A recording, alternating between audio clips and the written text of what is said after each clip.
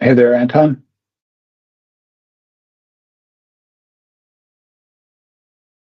Yeah, I'm all right, Matt. How are you?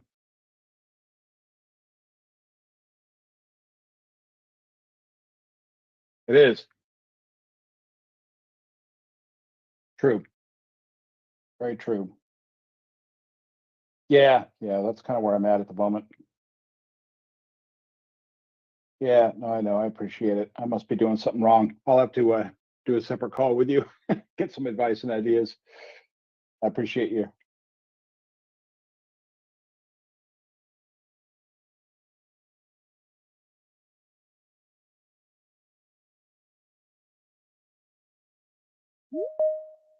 Yeah, very true.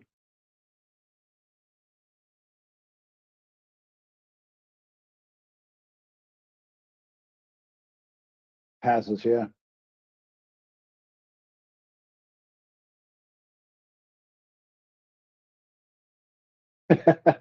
Yeah,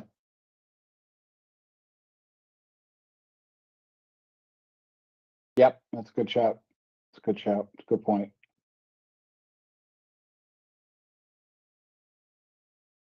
Okay,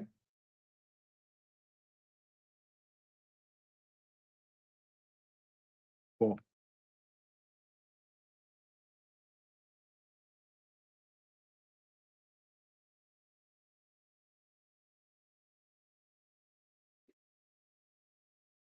Good.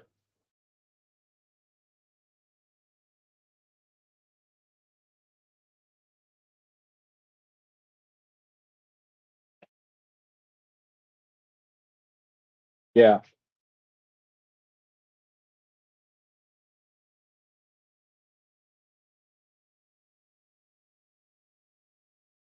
yeah,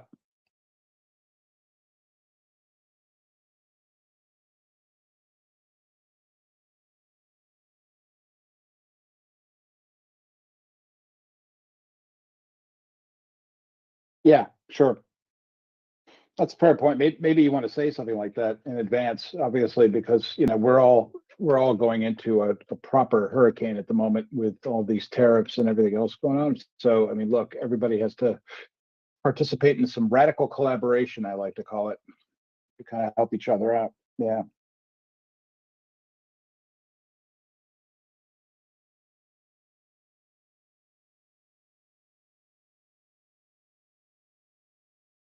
Hello, Anton. Hey.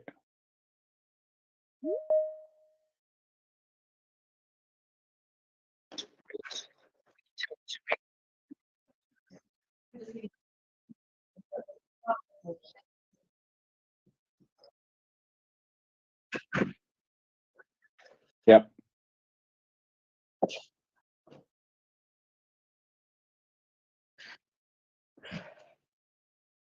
Yeah.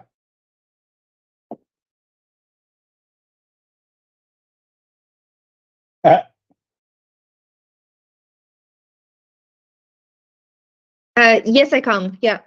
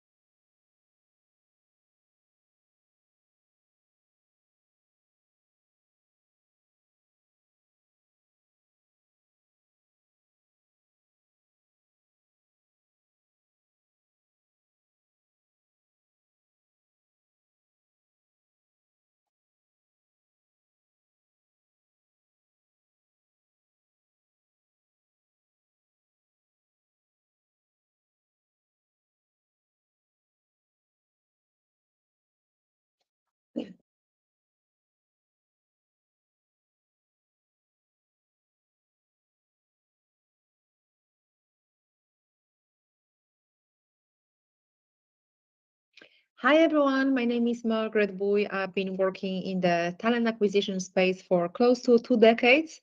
Gosh, I feel old actually. So yeah, I've been recruiting for tech companies of different sizes, both startups, Series A, B, C, and D, and also large tech companies such as Expedia or VMware. And during that time, I've recruited across all different functions across Europe, Latin America, the US, a bit in the Middle East as well. Apart from that, I do a lot of interview coaching and interview training and career coaching as well. Perfect. Thank you very much, Jeff. Yes, my name is Jeff Wellstead, and very similar. I'm an American who's been living here in London now for about 20 years, similar to Anton, and to a degree, Margaret. But Margaret is far more specialized on certainly the talent acquisition side of the equation. I am and have been consulting and working with fast growth tech startups and biotech startups, and basically building out sort of HR functions from scratch, and then importantly, kind of helping them guide and create their people strategy over the course of, say, the next 2-3 years. Often post investment, but I'm now working with a number of sort of pre-seed investment companies at the moment, and basically, again, just helping them to remember the things that are most critical about how it is they grow very carefully with limited funds. It's going to be a very difficult, situation coming up here economically, I think. And so just making sure that they kind of bypass all of the landmines and so forth. I also do a lot of work in terms of AI work, and helping HR teams kind of understand the true potential of engaging with AI in their functions. And that's me. Well, that is brilliant from the both of you, and I really appreciate your time and input here with us today. Perhaps if you can think of a couple of do's and don'ts each in terms of what you see going wrong and what you see being done well normally in startups, and if you can find a way to convey that into your amazing startups and scale ups, that would be great, please. So, Jeff, would you like to go first, please, buddy? Sure. Yeah, no worries. So dues. Look, as I just mentioned, there are going to be some very powerful economic headwinds, I think, coming our way globally. I have no idea what the sort of master plan is. I don't think anybody seems to, in terms of what these sort of Trump tariffs are wanting to accomplish. But clearly, what they are accomplishing are really kind of like dealing the markets, equity markets, especially a very very big blow. There's a lot of concern about kind of an American recession and then potentially that leaking into a global recession. That look is going to put a lot of constraint on things like investment money. Things are not going to flow very freely at all. So we're going to all have to be super, super creative and keep our chins up. And importantly, we're going to need to reach out to one another and support each other. I call this silly term, but it's radical collaboration. There are no competitors in this space. There are only partners who can help lift each other out. So please do not clam up, and please do not do anything rash or foolish in terms of overhiring or possibly even over promising people to come join you, and then saying, hey, cash is around the corner, or here are a bunch of stock options and potentially never kind of like come good with that stuff. You want to kind of avoid that at all costs. Make sure you reach out to people, stay open, stay connected, and do not be afraid to ask for help, and that includes right here on this call. And then the other thing is, like I said, from a don'ts perspective, don't kind of again tell people that you want to take them on and then not be able to kind of cover things off, because it just sort of exacerbates and accelerates burning bridges and things of that nature. So that would be my 2 cents anyway. And from me, I would say in terms of do's, well, so clearly defined roles and responsibilities. So startups, yes, they need versatility, but clarity prevents confusion and then misalignment. So define what success looks like in the first 3 to 6 months. when you're hiring, list must-haves versus nice-to-have skills, and write those job descriptions in a clear, engaging language. The goal is to attract people who truly understand what they are stepping into. Definitely hire for cultural fit and growth potential. You want people who can grow with your business, not just like check every box today. So ask some behavioral questions, look for curiosity and adaptability, and value problem solving over a pedigree. Like a growth mindset is often more valuable than a perfect resume, especially in a startup. Not just in a startup, but I think especially in a startup. Definitely tap into your own network and encourage early team members and investors to do the same when you're hiring. Referred candidates often on board faster, they stay longer, and they come pre-vetted as well. So when you're hiring, reach out to founder communities, alumni networks, and startup meetups as well. And also streamline the hiring process. You want to move fast. Top candidates won't wait weeks for a decision, so limit interviews to maybe 3 rounds. Communicate clearly, and use tools like Calendly or free platforms like Zoho or Fresh Team to stay organized. So when you have that frictionless experience, that makes your startup look more professional as well. And in terms of don'ts, already Jeff mentioned about like don't overpromise. Be honest about where your startup is. When you oversell funding or team size or job security to close the hire, that can really backfire quite quickly. Transparency builds trust and helps people from walking out 3 months in.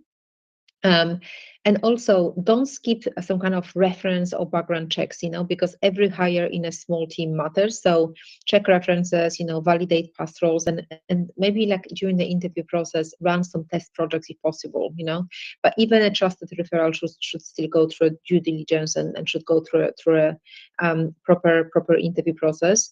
And also, even if you're a startup, don't ignore employer branding. Even if you're not a household name, your job post, your website, your social media should reflect your mission and values. So people want to feel inspired. So tell them why your startup matters and what is it like to work there. So, and maybe the final one, don't prioritize speed over quality. Everyone wants always people like to start tomorrow, but a wrong hire is far more expensive than an empty seat. So if you're unsure about the candidate, just pause and consider using contractors or freelancers while continuing the search for the right long-term fit.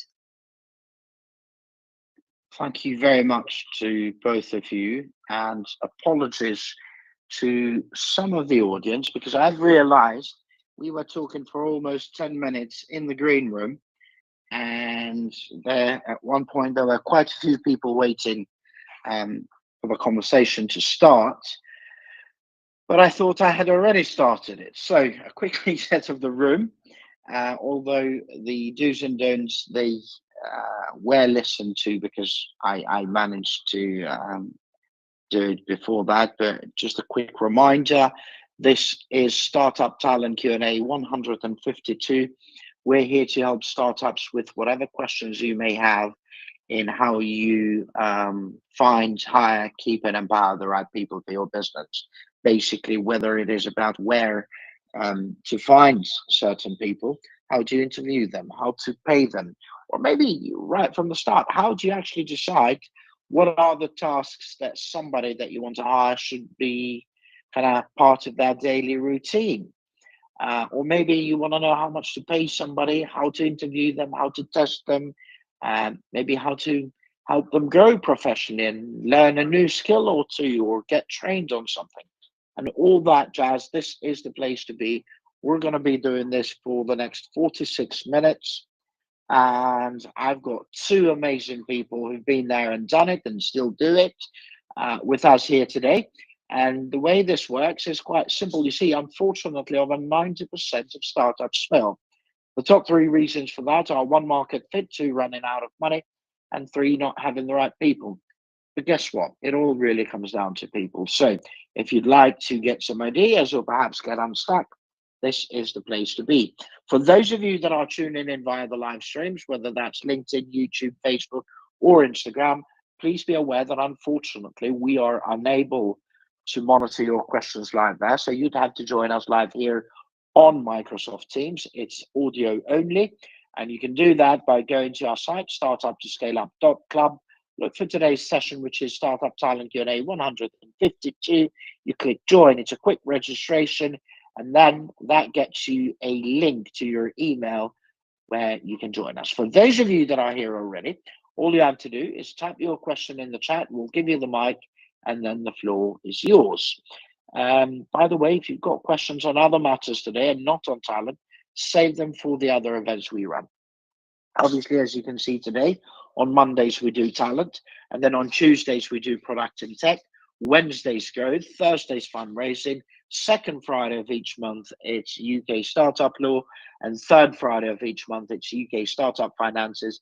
Now all from 12 to 1 p.m. UK time, and you can RSVP to any of them for the future sessions via our site startup2scaleup.com. And actually, when you go there, you might want to join our WhatsApp community. There's groups of founders, investors, and operators that you can join, and not only become part of a peer-to-peer community, but you'll also get alerts to all future conversations. And now, once we're waiting for some people to type your questions in, we'll go through to some questions that were sent in to us. So I'll read it out loud for the people on the live streams, but obviously Margaret and Jeff, you can read it here in the chat. So I'm the co-founder of a social impact startup in Cardiff, currently at seed stage, focusing on providing digital mental health support for youth. Given the emotionally demanding nature of our work, I'm concerned about maintaining engagement and well-being across a team dedicated to this mission. What specific practices or activities can we incorporate to sustain motivation and prevent compassion fatigue, considering we have limited resources? Furthermore, how can we assess the success of these engagement strategies, in ensuring long-term employee satisfaction and productivity? Jesus Christ, that's a novel. Which one of you would like to go first? I'm happy to give it a. Oh, sorry. No, you go first. You go first. Okay, cool. Yeah, just some initial thoughts as I was reading through that. Look, it's a very, very hard industry, if you will, and focus point to have, especially when when the world starts to get heavy and things start to get difficult. The volume and the intensity sometimes of the stuff that you're trying to solve for people can seem a lot, and it's very, very simple to kind of let emotional boundaries cross over. And people then start to kind of get burned out. They start to carry other people's burdens through, enhanced empathy, and don't even realize they're doing it. And they're starting to feel very much like these anxious folks that they're supporting and helping are starting to feel. So, just a couple of quick things off the top of my head. When you're working in an organization like this, having regular kind of peer support sessions that are safe places for people to share, all that they are feeling and what they're going through, to share their vulnerabilities, to kind of just highlight some things that they're struggling with, and just have the group basically start to feedback. That's a super powerful kind of initial solution. Making sure people have good mental health days and recharge time. I think that's critical too, and it's going to be tough for you as a founder to kind of keep your tabs on all this kind of thing. And what I would also then suggest is maybe you have sort of a, I don't know, like a well-being champion. So just keeping an eye out for people and feeding back that Bob or Susan or whoever is really starting to struggle, and then taking some kind of an intervention. Giving people as much flexibility in terms of working arrangements is super useful, but more than anything, self-care, resilience training, finding those boundaries and dealing with workload management and trying to kind of create balance in that space, but training your employees who are at the front lines, basically how to kind of recognize their own kind of sense of overwhelm. I think is super important. So those would just be my initial thoughts. But Margaret, over to you. Yeah, I mean, I think you've kind of already answered most of the things I wanted to say. But yeah, I think it's a really important question, especially in a social impact startup where the team often I presume is deeply emotionally invested in the mission. So so one approach would be to also like normalize emotional check-ins as part of your team culture. So maybe starting team meetings with a quick optional how's everyone doing, or like a 1 to 5 on energy, check-in, create space for openness without pressure. You can also potentially introduce like mental wellness days, even if unpaid or flexible hours based, and basically like encourage your team to take breaks that actually help them recharge. You can look at some low cost activities like peer-to-peer shout outs and walk and talk meetings, or monthly like reflection circles where team members share wins and learnings and struggles, because that can also go a long way in reinforcing connection and purpose. And to assess the effectiveness of these efforts, you can use some regular pulse surveys or anonymous check-ins. These can be done monthly via free tools like Google Forms, or I use Typeform for surveys. I love it. And you can ask about workload, emotional energy, sense of impact, and track engagement and retention data over time, and pay close attention to signs of disengagement, like withdrawal, low energy, and decreased collaboration. And I think finally, you want to keep reinforcing your mission to impact loop, like show how each person's work contributes to helping young people through testimonials and case studies, or user feedback, because that emotional connection, when paired with the right culture to show that you care, that can be most sustaining force in any kind of mission-driven team.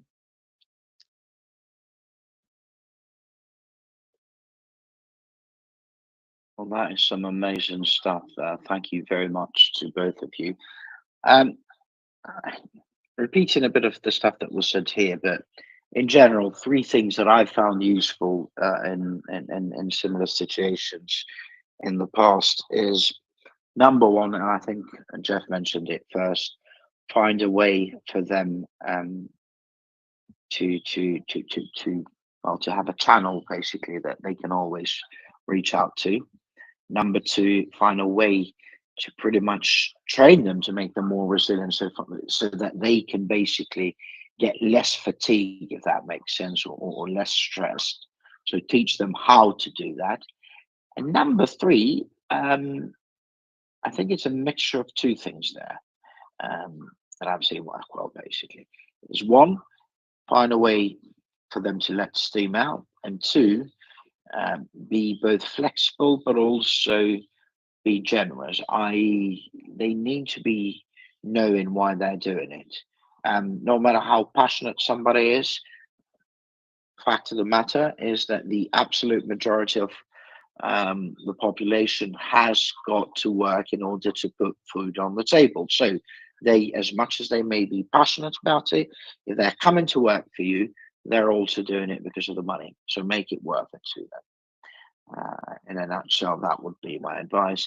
Now, I see we've got a few people, way less than we did, unfortunately, when I checked earlier, but I had forgotten to press start meeting. So this was being live streamed, but the people that were actually here on Microsoft Teams couldn't really hear. Sorry, Margaret, please do mute when you're not talking, because it's creating a bit of an echo. So apologies to some of you out there, but nevertheless, the ones that are here already, if you've got any questions, please feel free to type them in the chat here on Microsoft Teams. I'll then give you the mic and you can ask our team here.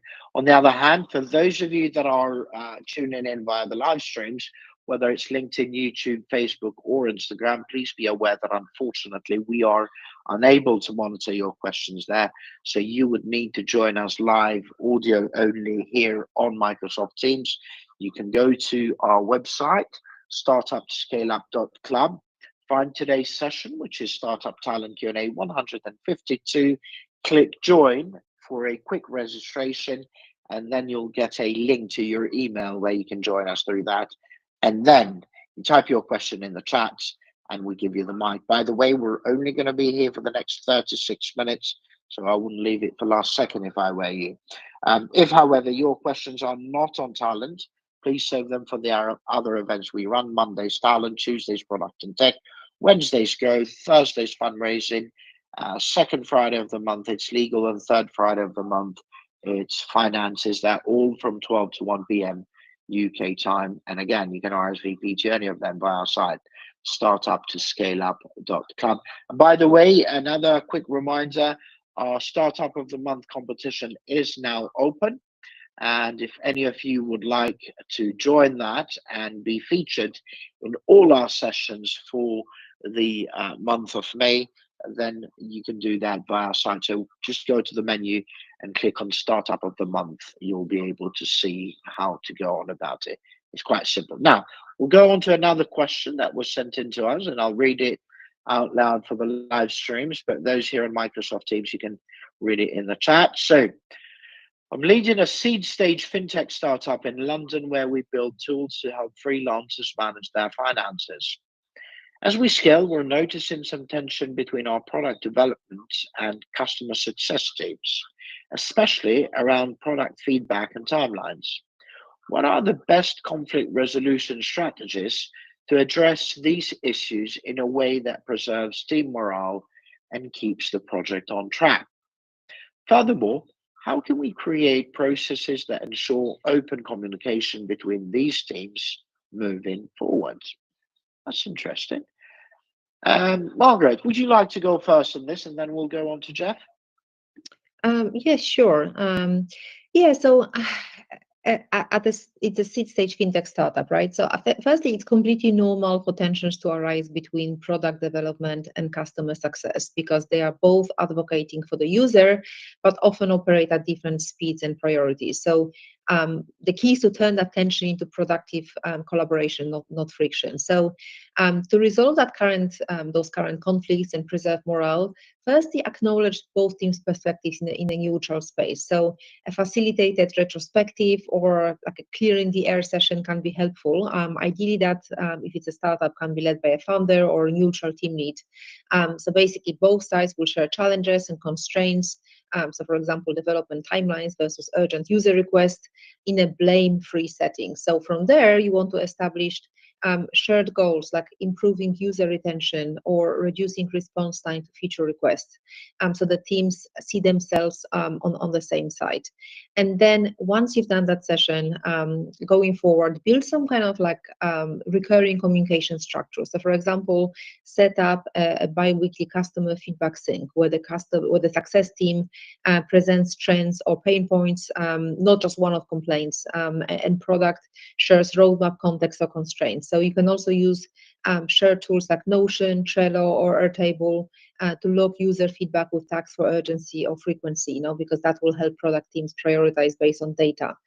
And also you want to consider cross-functional ownership of features. So pair someone from product with someone from success on new launches. So when both voices are involved from the start, that actually reduces downstream friction. So, and the long-term solution is a culture that values transparency, curiosity and empathy between functions, not just alignment on paper, but that genuine collaboration in practice. So, yeah, hopefully that kind of retrospective or clearing the air session, then establishing some shared goals, and then having some lightweight recurring communication structures that will hopefully help.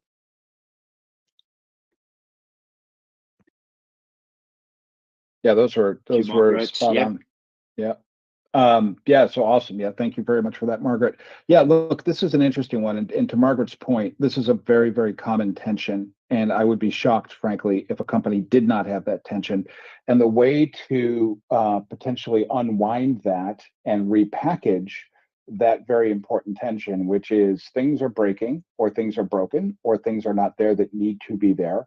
How in God's name are we going to prioritize this given, typically the limitations in terms of resource, time, money, effort, energy that we have to kind of get all this done, and basically use that tension proactively and effectively. And I think Margaret kind of touched a little bit on this, but I think what you want to do is you want to reframe the challenge and the problem.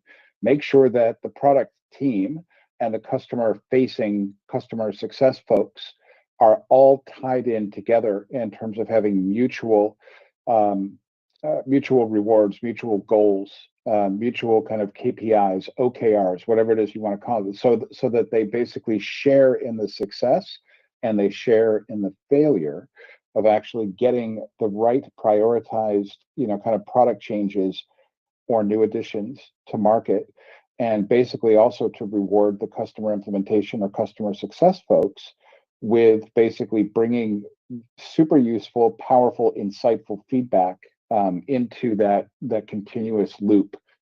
It's critically important that you have that loop. The best companies in the world are extraordinarily customer centric and care deeply about what is missing, what needs improving. So if you set up the cultural norms, and then importantly, all of the communications, all of the tracking, all the prioritization, all the goals and targets together, and make people basically inter-reliant on one another, that's really critical. And I think the other thing that Margaret pointed out was the use of sort of an agile methodology, not where you basically meet amongst yourselves, so the customer success people only talk to the customer success people, and same within product.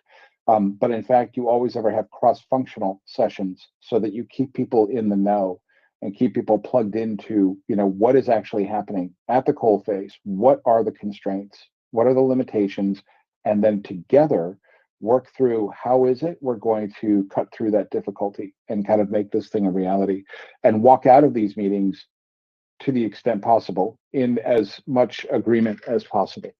So I think that's super, super important. Also kind of clarifying roles, making sure people don't kind of overstep their authority, their natural authority without realizing it, because that tends to set off tensions and frustrations and things of that nature, conscious or unconscious. It's really important to kind of say, hey, in my role as X, I feel this pain, this difficulty, this challenge. Can you guys help me understand that? Can you help me work that through? I think that's a really important kind of cultural norm, behavioral norm that you're trying to drive. But anyway, and I think she also, Margaret mentioned the use of tools like Notion or Trello, and there's another one called Product Board, I think, that is helpful. And again, all that is just a transparent shared database of activity that is basically occurring, that everybody can see, that everybody can understand, and the tracking will basically show what things are getting done, getting ticked off, getting shelved for the time being, this kind of thing, so that nobody has any questions about that. I think that's super important too. But that's all. I think, and obviously, look, if you're still struggling, you got to have somebody come in basically and help folks work through conflict resolution effectively. It's a hard thing to do. People are not naturally trained in that. In fact, our brains are wired often for conflict, and for winning in conflict. And we all take on very, very different styles of dealing with conflict, most of them dysfunctional. So it's super important to get some external advice and basically learn how to deal with that stuff effectively, put it in its right spot, and reuse or repurpose the tension around that in the right direction, which is, how do we impress the user? In this particular case, I guess it was freelance workers. So that would be my 2 cents. Thank you very much for that, Jeff. Really appreciate it. We've got a few more questions that were sent in, so we'll go and read those. But in the meantime, if anybody else wants to ask our panel, just type your question in the chat here in Microsoft Teams, and I'll give you the mic to then ask them. For those of you that are on the live streams, just remember we are unable to monitor your questions there live, so you would need to join us here on Microsoft Teams. Simply go to our site, startup2scaleup.club, look for today's session, which is Startup Talent Q&A 152. Click join, quick registration, then you will get an email with a link to join us here. We're only going to be here for the next 26 minutes. And the next question is from in London. So we're a London pre-seed prop tech providing digital property management solutions. We are hiring remote developers from different parts of the world. What are the key HR challenges when managing a global workforce? And how can we streamline payroll and benefits across multiple jurisdictions? That's an interesting one, actually, mind you, one that people, not just overseas, but even with people here, do struggle quite a lot, including myself. So let's start with Jeff and then Margaret, please. Cool. Yeah, no, this is a tough one. And you would have thought by now there'd be loads more solutions than there actually are on the market to kind of deal with this, because quite clearly, almost every startup I ever worked with and I suspect most companies that are basically expanding into the world are struggling with trying to figure out, how do I get access to the best possible talent to make my company really, really sing, and also kind of deal with all of this complexity related to things like global payroll, global benefits, local employment regulations, and employment law, and things of that nature. Dealing with language barriers, time zone differences, all these kinds of things. And look, you want to, wherever possible, remove as much of the administrative burden and of the legal and regulatory burden as you possibly can do, because you want to be focusing on your business. You don't want to be focusing on spending 50% of your time chasing up letters of inquiry from various governments saying, hey, you're not paying this person properly, or whatever the issues are. You're not kind of dealing with taxation as you should. So there has been, in the past several years, a real explosion of companies that can help you out with this process. And what they do, they're called employers of record. And what they do basically is they themselves set up legal entities in as many as about 145 countries around the world. And they basically have local representatives who know employment law cold, who know taxation law cold, who know payroll cold, and they know exactly in local benefits and all these other kinds of issues. And they basically work in a framework that says we can basically have you hire as many people in as many different countries as you like, and we will take care of all of the employment practice issues, operating, if you will, as a sort of a rudimentary basic HR function in that country for you. And we will take care of all the payroll issues and all of the employment regulation issues and everything else. And then what ends up happening from a global payroll perspective is the company, and a couple of companies come to mind, like one is called Deal, Deel, is possibly one of the most popular. And I would suggest looking at them. There's others like Remote. There are one called Oyster here in the UK. But again, they are international and global. But yeah, these people can basically, once you engage with them, they usually have a platform that you basically go and put all the individual's details into, and then their system basically routes all the critical information to the right person at a local level, and they create, the dual, what do you call it, employment contracts, and they communicate directly with the employee. They onboard them. You've obviously set all of this up in advance, and they can be super, super helpful in this thing. They aren't cheap necessarily, so just want a word of warning, but it is the fastest possible, most legal, and probably most operationally sound approach in terms of getting people on board in a manner that is well within regulatory boundaries and so forth. And then importantly, it helps you manage your payroll on a global basis across multiple currencies and pay types and all sorts of things. So, and that's just the beginning. They do all sorts of things, benefits, performance management, employee engagement stuff. It's amazing what these folks are getting into. But that would be my 2 pence worth. Thank you very much. Yes, Margaret? No, I agree with everything Jeff said. I hire developers remotely for Mixmax, and we actually use Deal, but as you said, remote.com, I think that's kind of exactly the same. So yeah, basically, like when hiring developers in different countries, you definitely want to ensure that you're legally compliant with any kind of local labor laws and tax requirement, and also very important classification rules, so employee versus contractor. So I don't know exactly where you're hiring, but misclassifying talent can lead to fines or penalties, like even if it's actually done unintentionally. So sometimes you might want to, like at Mixmax, we hire contractors only, but normally these companies like Deal, remote.com, and there's another one called Oyster. There's I think another one called Papaya Global. But basically, you can either use EOR setup, employer of record. So then you would hire your developers via EOR, like Deal will offer you EOR, and then they will pay all of the taxes.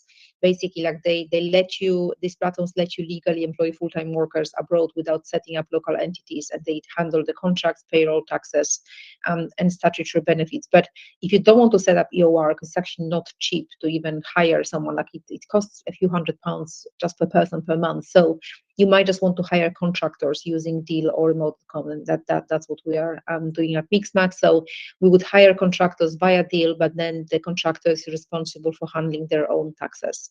And also to streamline your operations, standardize what you can. So like core onboarding processes, performance expectations, while of course allowing for any kind of local variations in benefits or working hours. We actually don't really have benefits apart from unlimited paid vacation, as long as it's no more than 2 weeks at a time. And there are a couple of, like, everyone gets equity and everyone gets this little work from home benefit of $120 a month. But yeah, we don't get any other benefits. But anyway, there are companies that offer benefits, like, you know, remote benefits for remote workers as well. But and as you scale, you know, you want to document your processes, like everything from onboarding to performance check-ins.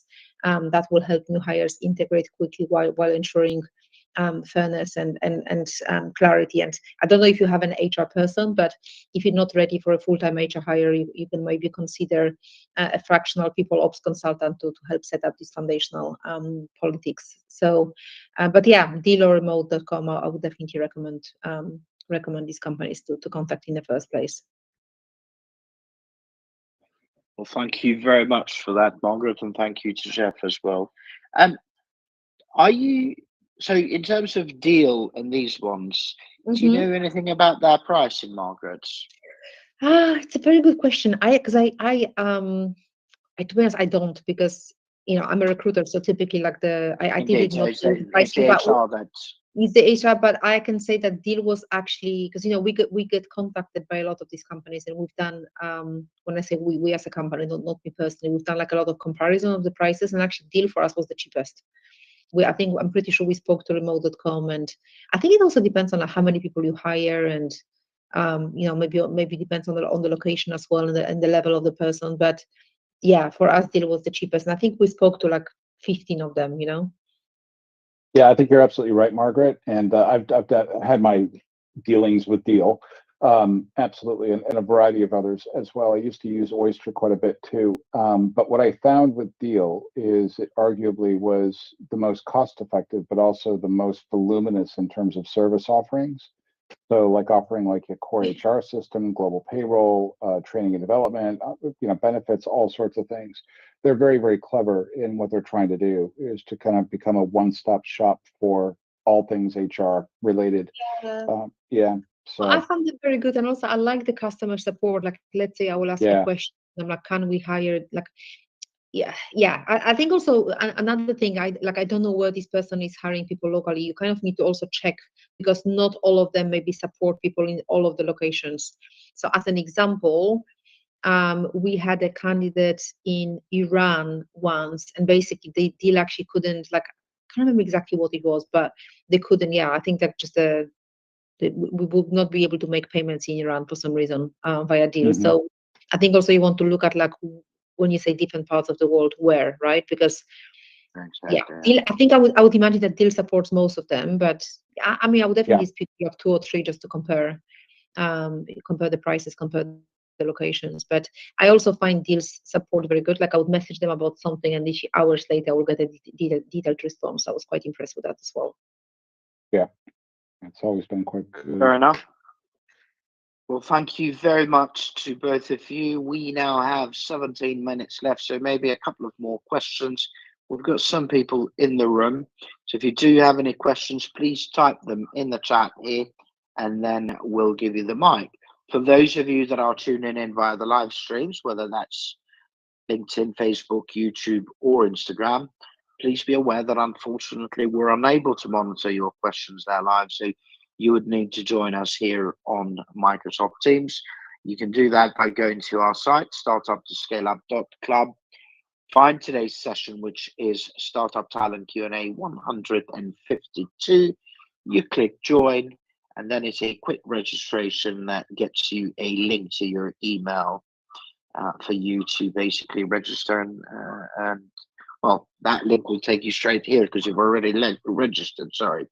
Okay, we'll now go on to some more questions. Let me read this out loud for those of you that are on the live streams. Okay, so as the founder of a seed stage digital health startup in Cambridge, where we focus on mental health solutions, we're hiring our first product manager. What should be the key components of their onboarding to ensure they understand both the product and how we work as a fast-paced startup? I think it's Margaret's turn now. So Margaret, you can go first, and then Jeff, please. Yeah, sure. Okay, so yeah, I do hire for this position. So yeah, hiring your first product manager is definitely a very important hire, because this person will likely shape not just your product roadmap, but also your internal ways of working. So to set them up for success, their onboarding should balance product immersion, customer understanding, and also cultural integration into your startup environment. So I would start with deep product familiarization. So give them access to the product itself, demo environments, documentation, user feedback, analytics, pair that with maybe like founder-led sessions on the company's mission, long-term vision, and the specific mental health challenges that you're addressing. It's also important that they understand any kind of regulatory or ethical nuances that come with building in the mental health space. I would not know what they are, but yeah, the product manager would need to understand that. And also ensure that they connect directly with users. That will be very important. So whether it's clinicians, patients, or partner organizations, sitting in on customer interviews or reviewing case studies will help them build empathy and make better product decisions.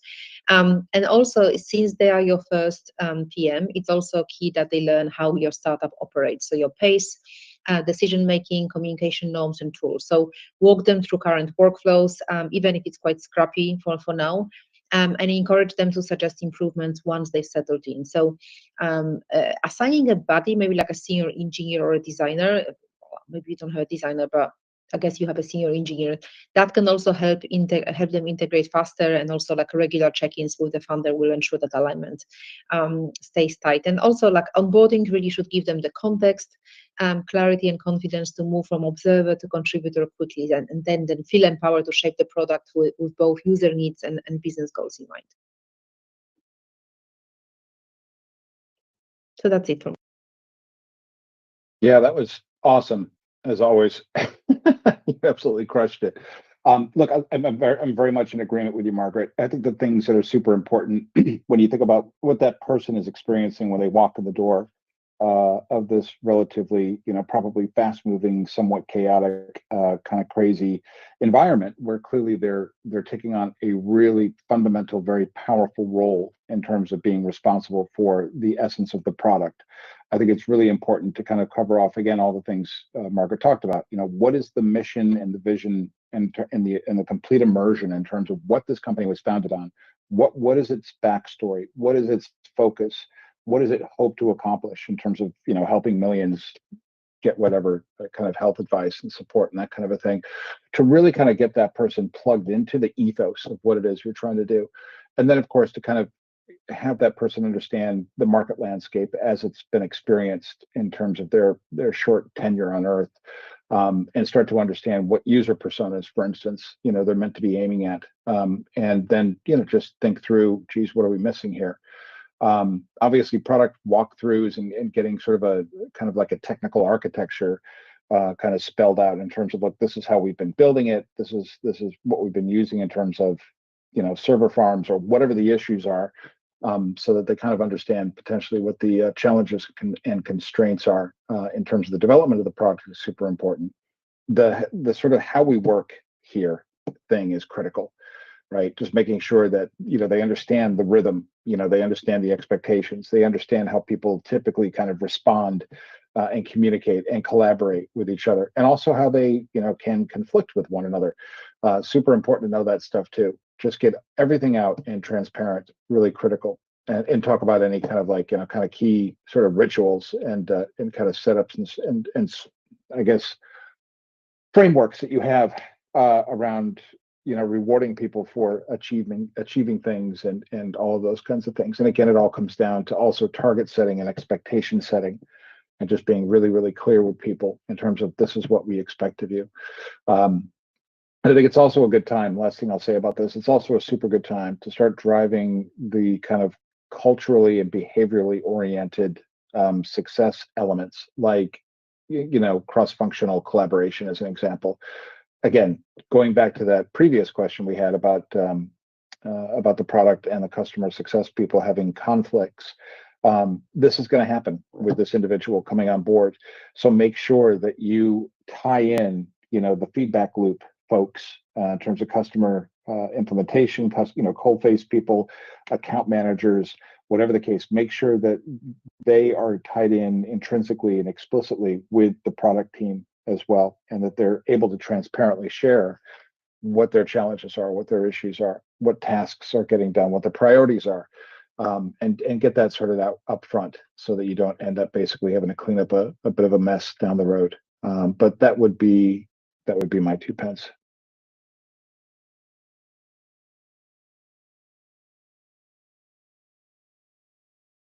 Thank you very much for that. I think I'm kind of starting to lose my marbles, but you didn't answer this, Margaret, or you did you? Hello, Margaret, can you hear me? She did, yeah, she did. Yeah, you went She first. started. Okay, Yeah. Sorry. Like I said, I am losing my marbles. Okay, Yeah. We've got one more question to go, and then we can wrap it up, I guess. Okay, so this is an interesting one. I'm an ex-banker, one of 4 co-founders of a fintech for small business loans in Manchester. I moved up from London, and then he's put in brackets, we're going for Series B. Problem, navigating pay transparency, another brackets. In order to hire the right people, we had to sometimes adjust our salaries to fit candidates. And my question is, as we grow, employees are starting to ask about pay transparency.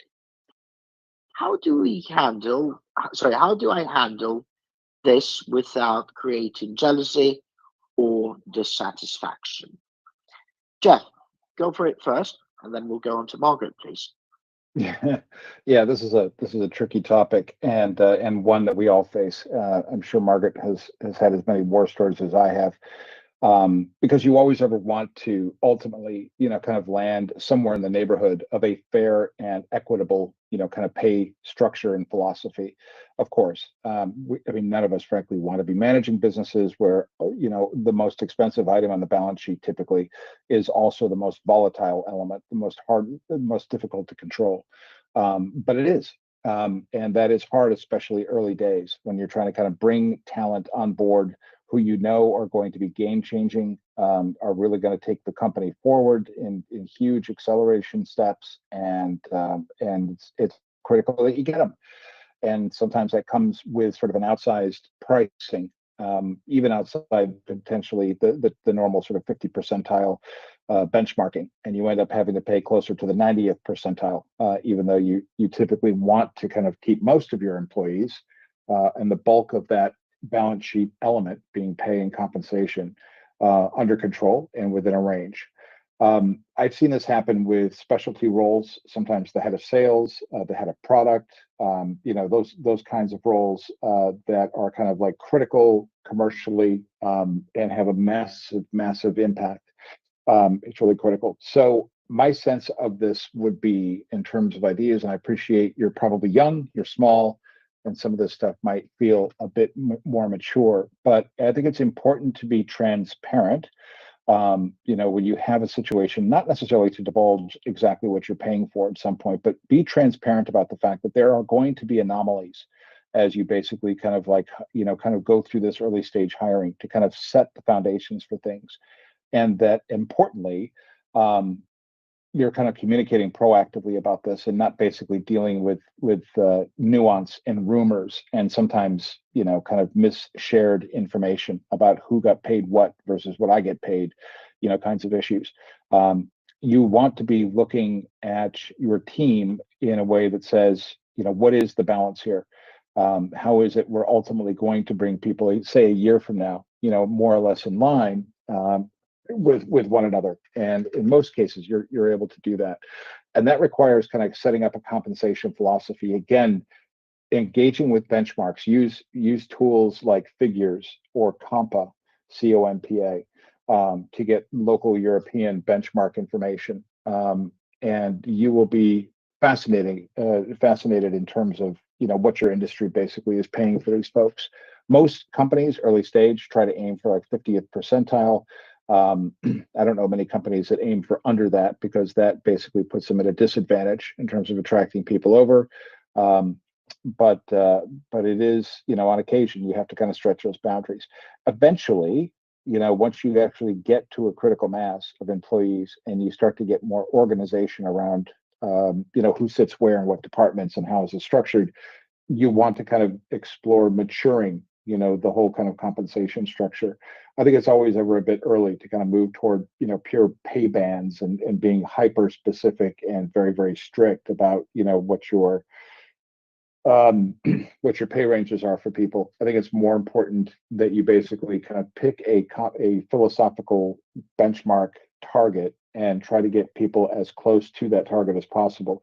But always ever be thinking too, it's not just about compensation. It's also about total reward and total compensation. So benefits factor in, policies around things like holiday time and leave factor in, factors around how it is you support, reward, recognize people also factor in. But you need to have a conscious, well-structured kind of approach to that, to really kind of make that work at scale. So I'll shut up now, let Margaret talk.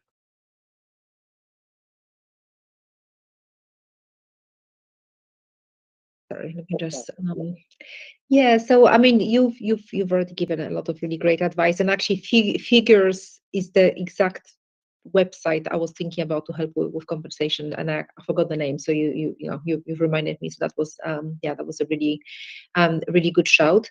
Well, I think what you mentioned, it's a very common challenge for growing startups. Like in introducing some level of pay transparency is a smart step, but it needs to be handled thoughtfully to avoid creating friction. So firstly, adjusting salaries to attract top talent is very normal in early stage hiring.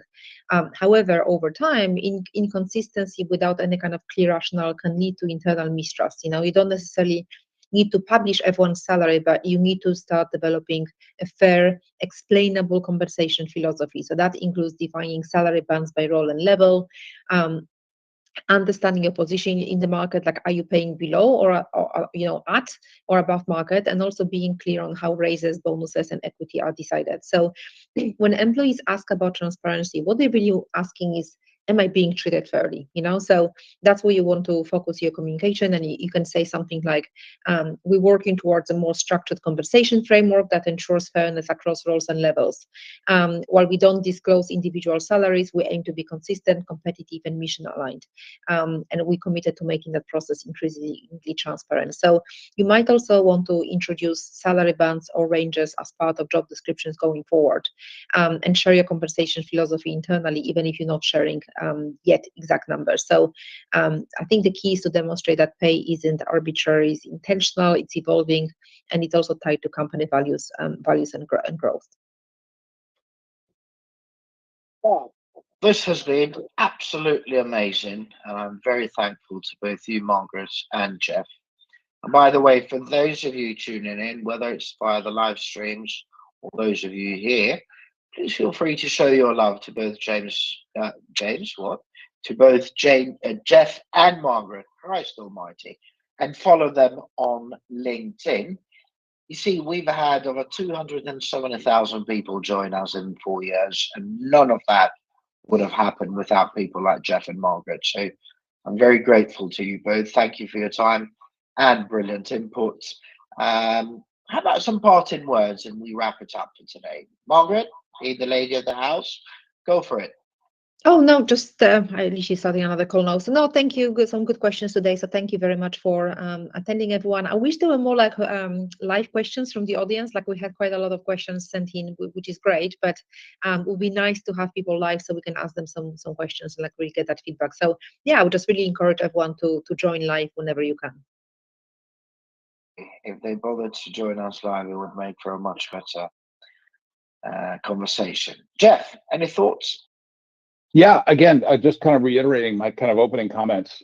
Look, times are going to get weird and tough. Don't stare at the TV screens too long with regard to the news channels and so forth. Take good care of your people. Take good care of your customers. look after one another. Always ever kind of maintain the mentality that you are privileged and honored, frankly, to kind of be working with and for the individuals you are. And I think it's really critical that you kind of like show that kind of care, attention, love, support, whatever it is, because times are going to get difficult, are going to get weird. They already are already starting to do so. And to the extent possible, people are going to be looking for safe haven. They're going to be looking for comfortable places to land, trusted, safe places to kind of take themselves every day and contribute their hard-earned blood, sweat, and tears. So make sure that you honor that. Make sure you look after that. Make sure you look after each other. And I think that is all I can say at this stage. Both of you, really appreciate this.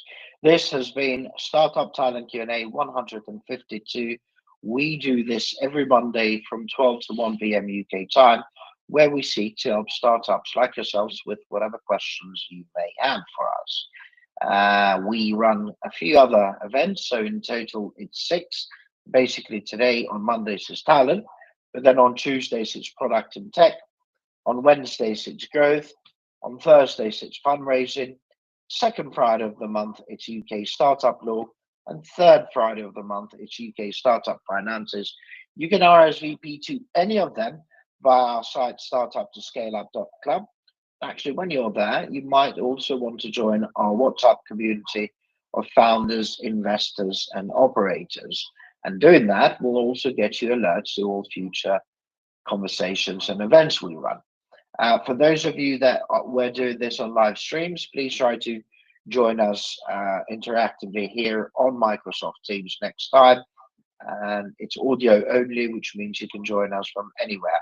Hopefully, we'll see you tomorrow for Startup Product and Tech, where we've got some brilliant techies joining us to hopefully help you build that early stage. And as far as my parting words are concerned, just remember, the startup journey can be both exciting but also quite challenging. So try to have some fun in the meantime and be kind to yourself and everyone else for that matter too.